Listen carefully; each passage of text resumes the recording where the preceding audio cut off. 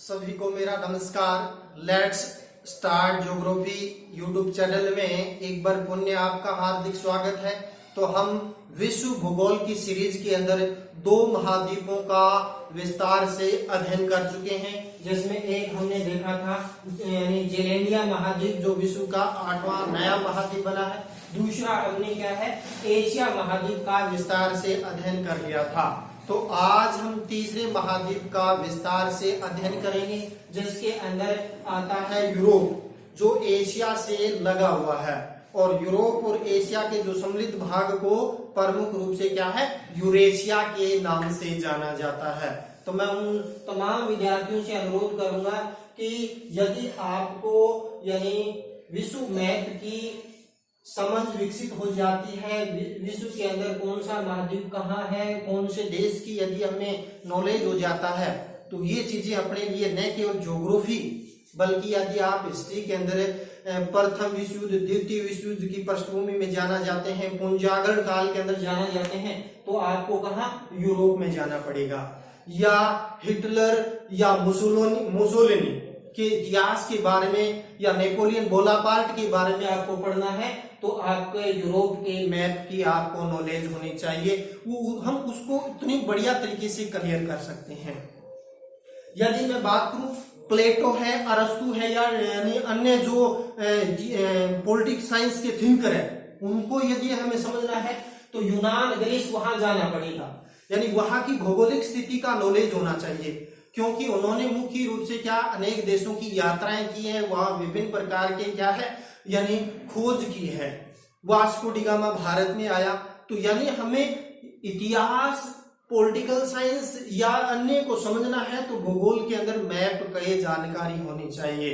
यदि हम हेम में भूगोल के विद्यार्थी हैं, यदि हमें भौगोलिक चिंतन का इतिहास पढ़ना है जिसमें रिटर, रेडजेल, हबोल्ट, तो उनको पढ़ने के लिए हमें मैप की क्लियरिटी होनी चाहिए। तब ही हम रोमन भूगोलवेता, ग्रीक भूगोलवेताओं के बारे में अच्छी तरीके से समझ सकते हैं। तो इसलिए यानी वर्तमान परिदृश्य में जो घटनाएं हो रही है, चाहे कोरोना महामारी विश्व के अंदर कहाँ कहाँ फैली है, सबसे ज्यादा कहाँ फैली हुई है अमेरिका के अंदर, तो यानी वो चीजें करंट भी मुख्य रूप से क्या है मैप की लोकेशन पर टिका हुआ है। तो मैं अनुरोध करूंगा कि इसको आप बारीकी से देखें। हो सकता है इसके अंदर एक दो यानी पढ़ाते इसमें बोलते इसमें यानी एक दो गलतियां हो सकती है, लेकिन इसके अंदर आपको काफी सहायकफुल रहेगा और मैं बेटर से बेटर पढ़ाने की कोशिश कर रहा हूं। तो मैं सभी विद्यार्थियों के लिए ये पर्टिकुलर मैंने बता दिया ना, बीए पार्ट फर्स्ट के लिए या सेकंड के लिए नहीं, यानी BA part first, second, third और एम में, और जो भी कंपटीशन की तैयारी करने वाले विद्यार्थी हैं उसके लिए यह वीडियो बहुत ही सहायकफुल रहेगा। तो चलो अपने बढ़ते हैं यूरोप महाद्वीप। तो यूरोप महाद्वीप की हम स्थिति देखें तो यानी ये इधर आ जाता है, यानी ये रूस का कुछ पार्ट है, यानी कहा यूरोप में आ जाता है। और रूस की राजधानी है मॉस्को, वो कहा यूरोप वाला जो पार्ट है रूस का उसके अंदर आती है। चलो हम इसकी लोकेशन देख लेते हैं। देखिए रूस और एशिया यानी यूं कहें एशिया और यानी यूरोप को अलग करने वाली पर्वत श्रेणी इधर, यानी ये भी एक यूरोप का छोटा मैप दिया गया है, तो इसमें हम क्लियर करने की कोशिश करेंगे। तो यूराल पर्वत श्रेणी है वो यानी यूरोप को ने रूस का जो एशिया वाला पार्ट है उससे प्रमुख रूप से क्या करती है अलग है वो करती है। फिर यदि हम बात करते हैं इस साइड के अंदर, यानी ये देश एशिया का कजाकिस्तान आ जाता है, जो इसके यानी बात करें पूर्वी सीमा का निर्धारण करता है। और कजाकिस्तान से नीचे आते हैं तो ये एक सागर आ जाता है कैस्पियन सागर, जिसका हमने कल किया कि यहाँ यानी लवणता अधिक पाई जाती है। और कैरिबियन सागर के बाद में यानी इधर आते हैं तो ये आ जाता है कौन सा, यानी इसके जोर्डन और यरूशलेम के बाद इधर यानी आ जाती है पोर्ट सदैन, उनके बाद अफ्रीका शुरू हो जाता है। यहाँ देखिए दक्षिणी अफ्रीका शुरू हो जाता है आर्मेनिया के बाद में यहाँ। और इधर जैसे ही हम दक्षिण की तरफ आते हैं तो यहाँ एक सागर है, कौन सा, काला सागर, इसकी दक्षिणी सीमा का निर्धारण करता है। काला सागर से थोड़ा आगे आते हैं तो टर्की के पास यानी यहाँ एजियन सागर है, कौन सा, एजियन सागर है वो, यानी पाया जाता है। फिर यदि हम बात करते हैं यूरोप के अंदर, यानी ये एक देश है वे काला सागर के दक्षिण में तुर्की। तो तुर्की देश भी दो महाद्वीपों के अंदर इसकी स्थिति है, रूस की तरह।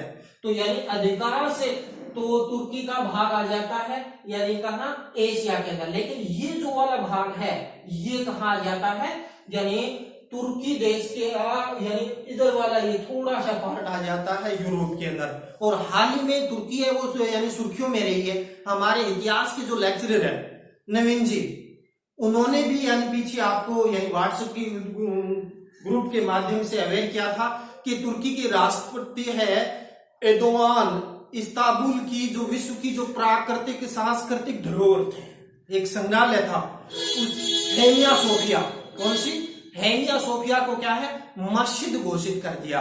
तो इस प्रकार यानी यदि हमें इसका नॉलेज है भी, ये तुर्की यूरोप का देश है, दोनों महाद्वीपों के अंदर इसकी स्थिति है, तो हम अच्छी तरीके से समझ सकते हैं। इसलिए तो कहा जाता है कि आप इतिहास को भूगोल की तरह पढ़िए और भूगोल को इतिहास की तरह उसका अध्ययन कीजिए।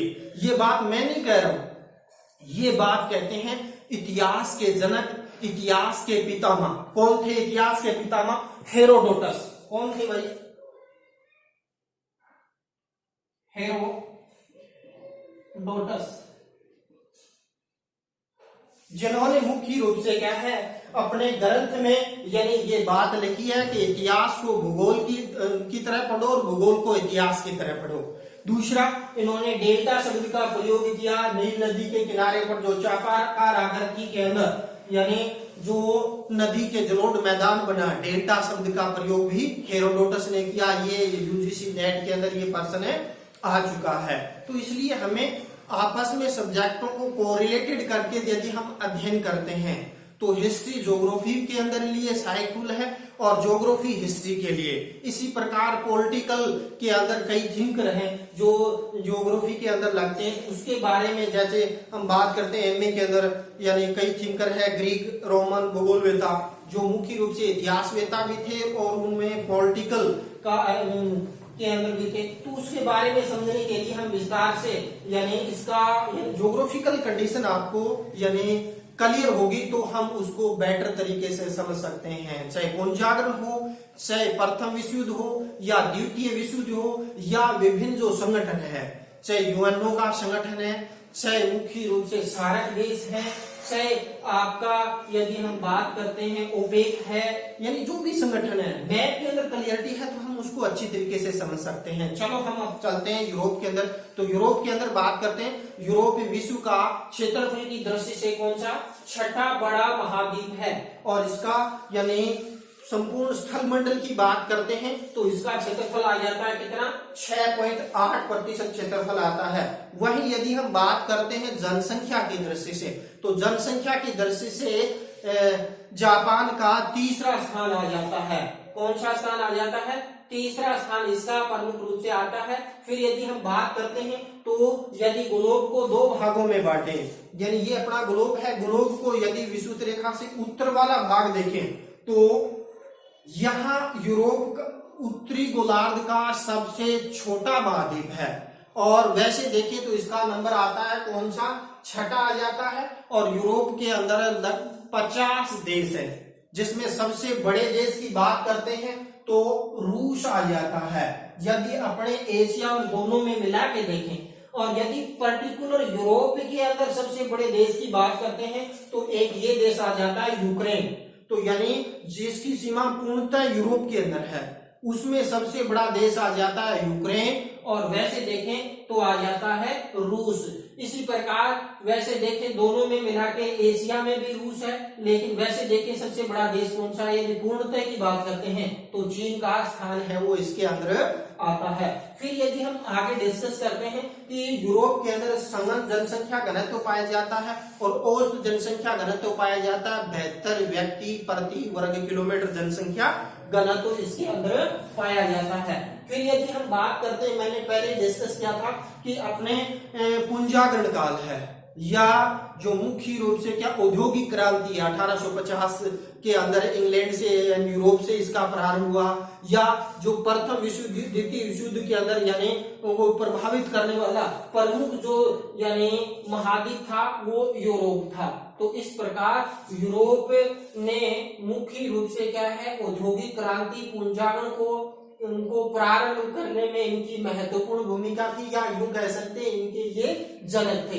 इसके बाद हम बात करते हैं यूरेशिया। यूरोप और एशिया को सम्मिलित रूप से क्या कहा जाता है? यूरेशिया के नाम से जाना जाता है। फिर आगे हम देखते हैं कि इसके अंदर कुछ पर्टिकुलर यानी देशों के समूह को अलग अलग नामों से जाना जाता है, जिसके अंदर नंबर 1 आ जाता है कौन सा? स्कैंडिनेवियन देश। स्कैंडिनेवियन देश के अंदर यानी ये देश आ जाते हैं कौन से? Norway, Sweden, Denmark, Finland. तो इनकी स्थिति कहाँ है? देखिए ये इधर आ जाता है नॉर्वे, कौन सा? ये कौन सा आ जाता है? स्वीडन। ये कौन सा आ जाता है?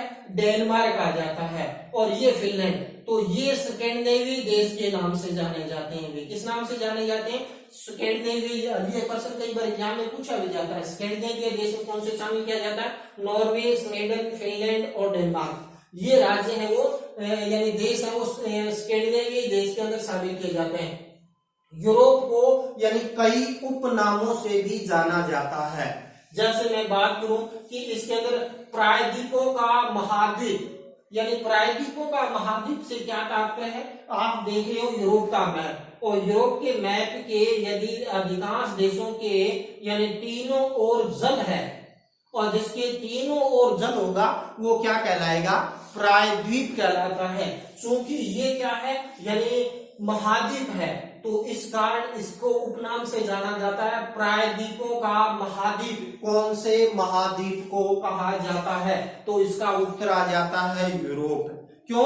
क्योंकि इसकी कंडीशन देखें तो अधिकांश देश जैसे बीच में भी समुद्र है, इसके अंदर देखें तो जैसे बोथानिया की खाड़ी है, अटलांटिक सागर है, और इधर काला सागर है, कैस्पियन सागर है। तो इस प्रकार ओवरऑल यदि हम देखें तो यानी इसको किस नाम से? प्रायद्वीपों का महाद्वीप के नाम से जाना जाता है। और नगरीकृत महाद्वीप यानी यूरोप के अंदर यानी विश्व का एकमात्र महाद्वीप है जिसके सारे के सारे देश क्या है? विकसित है। ये और विकसित होंगे तो नगरीकरण, और यहाँ 50% से अधिक जनसंख्या नगरों के अंदर निवास करती है, इसलिए नगरीकृत महाद्वीप भी कहा जाता है।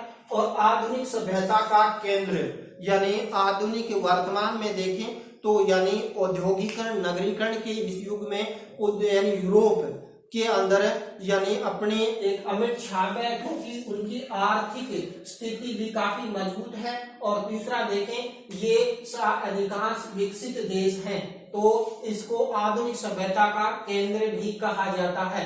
फिर यदि हम बात करते हैं यूरोप का यानी प्रमुख रेलवे नेटवर्क कौन सा है, तो यानी ओरिएंटल एक्सप्रेस रेलमार्ग है जो पेरिस को कस्तूनिया यानी टर्की से यानी ये मार्ग है वो जोड़ता है। कौन सा? ओरिएंटल रेलमार्ग जो जोड़ता है यानी पेरिस पेरिस को कस्तूनिया से प्रमुख रूप से जोड़ता है। इसके बाद हम बात करते हैं यूरोप में रूस देश का क्षेत्रफल एवं जनसंख्या की दृष्टि से बड़ा। यानी हम जो बात करें यूरोप के अंदर, तो यूरोप के अंदर क्षेत्रफल यानी ये देखिए ये रूस का मैप दिया गया है जो यूरोप का पार्ट है, और इस बड़ा क्षेत्र होने के कारण यहाँ जनसंख्या भी यानी सर्वाधिक पाई जाती है। तो क्षेत्रफल और जनसंख्या दोनों में सबसे बड़ा यानी यूरोप का देश है वो आ जाता है मॉस्को। वहीं हम बात करते हैं छोटे देश की, तो वेटिकन सिटी मुख्य रूप से क्या है? छोटा देश इसके अंदर आता है। एक नई टर्म आ जाती है यूनाइटेड किंगडम के अंदर बोला जाता है। तो यूनाइटेड किंगडम में कौन कौन से देश आ जाते हैं? तो इसके अंदर यदि हम बात करते हैं यूनाइटेड किंगडम के अंदर, तो इसके अंदर इंग्लैंड आ जाता है, स्कॉटलैंड और उत्तरी आयरलैंड को सम्मिलित किया जाता है। किस किस को? इंग्लैंड को, स्कॉटलैंड को और उत्तरी आयरलैंड। इसकी हम स्थिति देखते हैं तो यानी ये इधर आ जाता है आयरलैंड, ये इधर आ जाता है इंग्लैंड, और ये इधर आ जाता है कौन सा? यानी उत्तरी आयरलैंड आ गया, और इधर ये आ गया स्कॉटलैंड। तो यानी ये वाला जो क्षेत्र है ये क्या कहलाता है, यानी इसको जाना जाता है यूनाइटेड किंगडम के नाम से जाना जाता है। तो ये तो क्या क्या है, क्योंकि इसके अंदर कई बार सीधा ही पूछ लिया जाता है यूनाइटेड किंगडम में कौन शामिल हो जाता है, तो इसके अंदर एक तो इंग्लैंड हो गया, उत्तरी आयरलैंड हो गया, और इसके अलावा इसके अंदर बात करते हैं स्कॉटलैंड देश इसके अंदर यूनाइटेड किंगडम के अंदर आता है। फिर यदि हम नेक्स्ट आगे बात करते हैं, यूरोप की सबसे लंबी नदी कौन सी है भाई, वोल्गा नदी है भाई, जो 3681 किलोमीटर प्रवाहित होती है। तो यानी ये यहां से निकलती है और कैस्पियन सागर में जाकर भाई ये नदी गिरती है। तो सबसे लंबी नदी है, और लगभग यदि हम बात करते हैं तो लगभग 10 देशों में से होकर ये नदी है वो गुजरती है।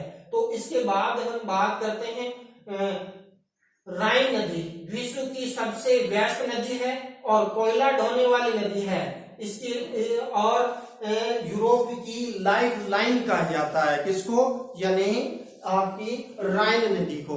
तो यानी जो ये मुख्य रूप से यदि हम बात करते हैं तो जो जर्मनी है उसका जो रूर बेसिन है वहां कोयला उत्पादन होता है, औद्योगिक क्षेत्र है।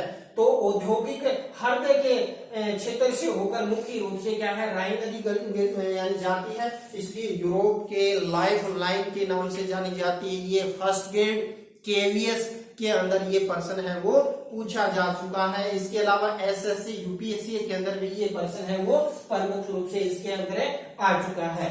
फिर यदि हम आगे देखें, डेब्यून्स नदी 2842 किलोमीटर लंबी है, और इस नदी पर 4 बड़े बंदरगाह है, बुडापेस्ट है, वियना है, बेलग्रेड है, और ये प्रमुख है वो बंदरगाह इस नदी के तट पर पाए जाते हैं जहां समुद्र में गिरती है, तो वहां पर ये बंदरगाह है वो पाए जाते हैं। फिर यदि हम बात करते हैं, एक देश का नाम है फिनलैंड, कहां पर है ये देखिए, फिनलैंड के अंदर 1000 झीलें पाई जाती हैं। तो 1000 झीलों का देश कौन सा है, फिनलैंड। या इतनी झील यूरोप में कहीं नहीं पाई जाती, इसलिए इसको झीलों के देश के नाम से जाना जाता है।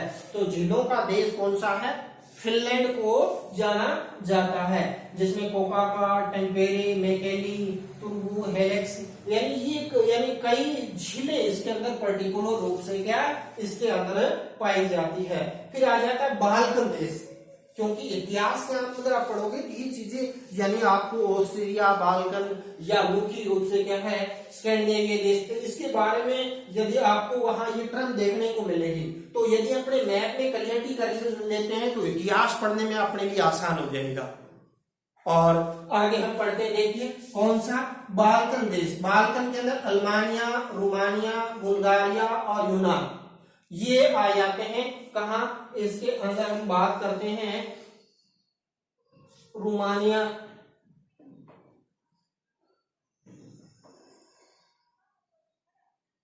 हाँ ये इधर आ जाता है, यानी रोमानिया, लिथुआनिया, कौन सा है, हाँ अल्बानिया, रोमानिया, बुल्गारिया और यूनान देश प्रमुख रूप से क्या है ये यहाँ पर आ जाते हैं भाई। यानी ये ग्रीस हो गया, ये अल्बानिया, ये आ गया रोमानिया, ये बुल्गारिया हो गया, और ये वाला जो क्षेत्र है ये किस नाम से जाना जाता है, बाल्कन देश में, जिसमें 4 देश आते हैं, अल्बानिया, रोमानिया, बुल्गारिया और यूनान देश इसके अंदर प्रमुख रूप से क्या है आते हैं। तो ये बाल्कन क्षेत्र इसके अंदर हो गया। और बाल्कन क्षेत्र के दक्षिण के अंदर बात करते हैं तो यहाँ भूमध्य सागर आ जाता है, इधर काला सागर आ जाता है। और फिर आगे हम बढ़ते हैं तो आगे हम देखते हैं कि विश्व का अन्न भंडार, रोटी की डलिया यूक्रेन गणराज्य को कहा जाता है। यूक्रेन यानी कृषि की दृष्टि से आत्मनिर्भर भी है, सर्वाधिक उत्पादन करता है। हम यूक्रेन की स्थिति देखें तो यानी ये रूस से लगता हुआ ये जो देश है यूक्रेन, जो यूरोप के अंदर यानी हम बात करते हैं तो सबसे बड़ा देश है यूक्रेन। इस मैप में क्या देख सकते हो यूक्रेन, तो यूक्रेन को क्या है यानी यूरोप का अन्न भंडार भी कहते हैं और रोटी की डलिया के नाम से जाना जाता है। कौन से, यूक्रेन गणराज्य को। इसके बाद यदि हम बात करते हैं आगे देखते हैं तो जिब्राल्टर की जल संधि स्पेन और अफ्रीका महाद्वीप को अलग करती है। ये जल संधियां भाई प्रमुख रूप से पूछी जाती हैं, तो इसको थोड़ा सा आप ध्यान से देंगे। तो यानी ये हो गया कौन सा, भूमध्य सागर, ये कौन सा हो गया भाई, यानी अटलांटिक महासागर, और इधर आ गया ये पुर्तगाल, ये आ गया मोरक्को, और इसके बीच जो जल संधि है उस जल संधि को किस नाम से जाना जाता है, जिब्राल्टर जल संधि के नाम से जाना जाता है, जो स्पेन को अफ्रीका या यूं कहीं स्पेन अफ्रीका का देश है कौन सा, यानी यहाँ आ जाता है मोरक्को, यानी कौन सा आ जाता है, यानी मोरक्को का जो टेंगोनियन और जिब्राल्टर के मध्य मुख्य रूप से क्या है, जो जल संधि अलग करती है उसको जिब्राल्टर जल संधि कहते हैं। तो जिब्राल्टर संधि के बारे में पूछा जा सकता है कि इन दो महासागरों को जोड़ती है।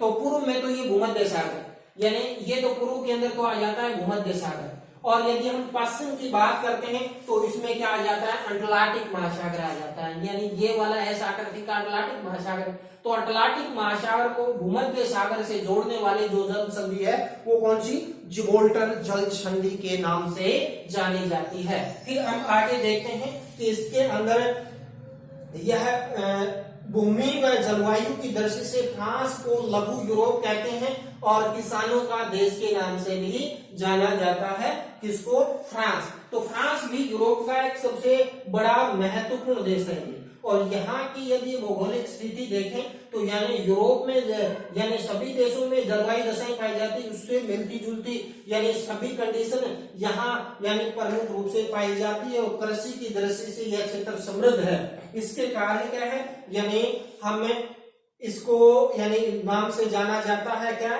यानी लघु यूरोप के नाम से जाना जाता है। और यूरोप की जलवायु यदि हम बात करते हैं तो यानी ये आ जाता है 40 से ऊपर है, शीतोष्ण कटिबंधीय जलवायु पाई जाती है, और वहाँ की कृषि सबसे ज्यादा यानी यूक्रेन के बाद इसमें होती है, और सबसे ज्यादा किसान पाए जाते हैं, इसलिए किसानों का देश कहा जाता है, जिसको फ्रांस को कहा जाता है। इसके बाद हम बात करते हैं इटली, अंगूर एवं जैतून का प्रमुख उत्पादक देश है, यानी कहाँ रह गया इटली भाई, यानी ये इधर आ जाता है,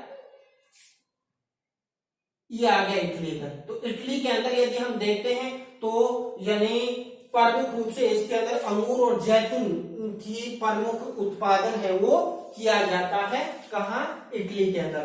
तो इस प्रकार यदि इटली इस तरीके से लंबा फैला हुआ है, और इटली के अंदर देखें तो यहाँ की एक नदी है पो, और पो नदी जिस प्रकार भारत में गंगा नदी पवित्र है, इसलिए इटली की गंगा कहा जाता है, पो नदी को कहा जाता है। फिर यदि हम बात करते हैं यूरोपीय देश, और यूरोपीय देशों का एक संघ है यूरोपियन संघ, जिसको कहा जाता है, जिसमें 28 देश प्रमुख रूप से क्या है आते हैं, और जिसके अंदर यानी यूरो मुद्रा का प्रचलन है, और इसका जो मुख्यालय है वो आ जाता है, बोर्लेंस आ जाता है। तो ये चीजें आपको पॉलिटिकल साइंस में भी पढ़ने को मिलेगी, और हिस्ट्री के अंदर भी यानी कुछ महत्वपूर्ण तथ्य इसके अंदर आते हैं। तभी तो मैं कह रहा हूँ ये चीजें जितनी क्लियर होगी मैथ की, उतना ही आपको पॉलिटिकल और हिस्ट्री उतना ही बढ़िया तरीके से समझ में आएगा।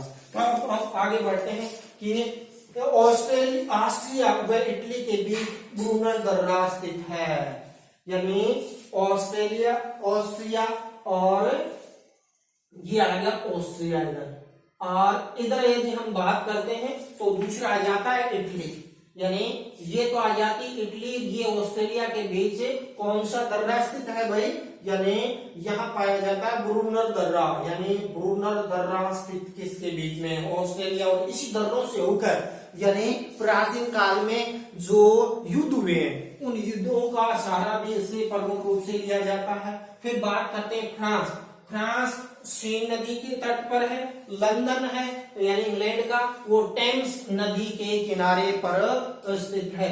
अब हम बात करते हैं कि यानी इधर हम आते हैं, ये अटलांटिक महासागर लग जाता है, और ये अटलांटिक महासागर के अंदर यानी फ्रांस से जो लगती हुई खाड़ी है वो खाड़ी है बिस्के की खाड़ी। जैसे ही हम आगे जाते हैं तो इधर ये एक महासागर आ जाता है, यानी कौन सा, यानी डेनमार्क से इधर हम आते हैं तो उत्तरी सागर आ जाता है, ये इधर आ जाता है बाल्टिक सागर आ जाता है, ये बोथानिया की खाड़ी आ जाती है, ये श्वेत सागर आ जाता है। तो इस प्रकार हम देखें तो यूरोप है वो इनसे घिरा हुआ है, यानी आल्प्स पर्वत, इधर कजाकिस्तान, कैरिबियन सागर, काला सागर, भूमध्य सागर, बिस्के की खाड़ी, और इधर हम बात करते हैं तो उत्तरी सागर, बाल्टिक सागर, इधर हम बात करते हैं तो आर्कटिक सागर, यानी प्रमुख रूप से आ जाती है, इसमें श्वेत सागर भी आ जाता है। इसके अलावा यानी कुछ महत्वपूर्ण तथ्यों पर भी हम प्रमुख रूप से क्या है प्रकाश डालेंगे, जिसके अंदर हम देखें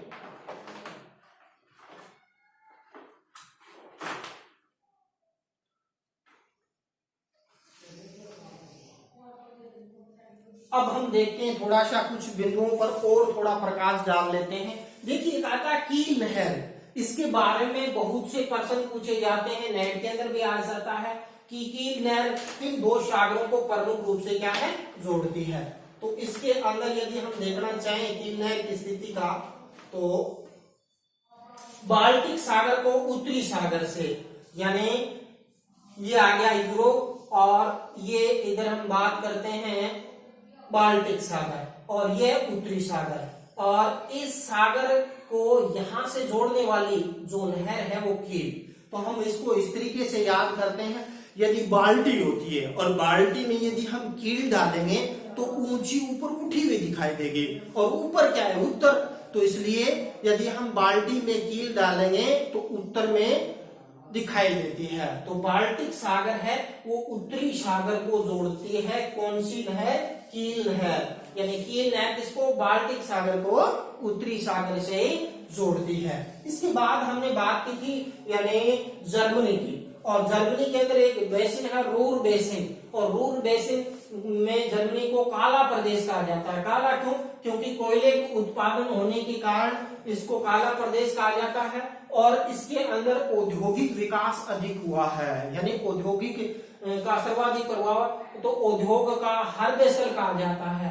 और चूंकि यहाँ राइन नदी बहती है जो मुख्य रूप से यूरोप की लाइफ लाइन कहलाती है, तो इसके बारे में भी प्रश्न पूछा जा सकता है कि रूर बेसिन किसके लिए प्रसिद्ध है, उद्योगों में, और उद्योगों में कोयले का मुख्य रूप से निर्यात भेजने के अंदर है, यानी प्रमुख नदी कौन सी आ जाती है, राइन नदी इसके अंदर आ जाती है, इसलिए औद्योगिक हृदय कहा जाता है।